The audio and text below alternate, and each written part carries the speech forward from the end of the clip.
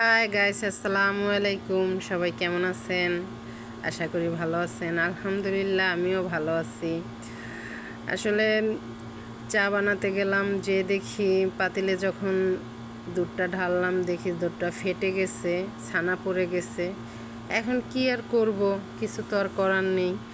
চিন্তা করলাম ফেলে দিব, ফেলে না দিয়ে একটা মাথায় বুদ্ধি বের করলাম যে এটা দিয়ে কিছু একটা তৈরি করা যায়, যেটা আমি জানি। তখন আমি দুধটা সেকে নিলাম জাল দিয়ে, ছানা করে নিলাম, তারপরে বাদাম নিলাম, চিনি দিলাম, দিয়ে তারপরে নাড়াচাড়া করে ওই ছানা দুধটা এটার ভিতরে দিয়ে দিলাম, সামান্য 2টা বিস্কিটের গুঁড়া দিলাম, চকলেট দিলাম। দেখেন কত সুস্বাদু একটা খাবার হয়ে গেছে, যেটা আমরা মূলত তৈরি করি ছানা দিয়ে মিষ্টি, কিন্তু আমি মিষ্টি তৈরি করলাম না, কারণ আমার হাতে একদমই সময় ছিল না। সেজন্য আমি ছানাটাকে সুন্দর করে বরফি বানিয়ে নিলাম।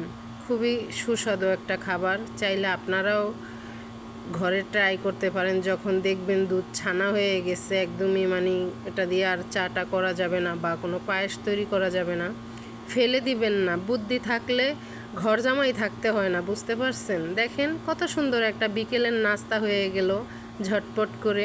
বেশি টাইমও লাগলো না, টাইমও বেঁচে গেছে, বিকেলের সুন্দর একটা নাস্তাও হয়ে গেছে।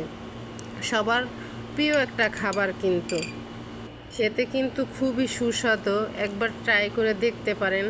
কখনো বাকি দুধটা ফেলে দিবেন না যে নষ্ট হয়ে গেছে, ছানা পড়ে গেছে, এটা দিয়ে কি করব তা না ভেবে এরকম করে একটা আইটেম তৈরি করতে পারেন কিন্তু।